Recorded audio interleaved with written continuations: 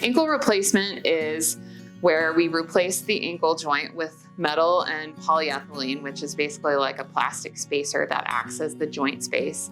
Ankle replacements are not as common as hip and knee replacements, which are more commonly talked about, and more patients get hip and knee replacements. Ankle arthritis is more commonly a result of trauma to the ankle in the past, or because of a deformity that a patient has had since they were younger, or that they have developed as they've gotten older. And ankle replacement is an option for patients who are usually about 50 and older and have some limitations in their activity because of their ankle arthritis, and have pain because of their ankle arthritis as well. So patients who have ankle replacements are oftentimes immobilized for about 2 weeks where they're not putting any weight on their ankle. And then after that, they do start to put weight on their ankle in a boot. And then patients work with physical therapy just like they would with any other joint replacement, and work on getting the ankle moving.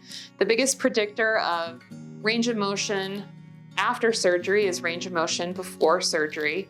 And so patients maintain that motion, as our only option in the past for ankle arthritis was to do an ankle fusion. And so the ankle replacement actually still allows the patient to have motion of their ankle. And patients can really do activities that they want to do afterwards in terms of skiing, hiking, biking. We really don't want patients to run after a total ankle, and so that's more limiting in that sense, but they are able to hike, they are able to walk, and they can cycle and do some of those lower impact activities.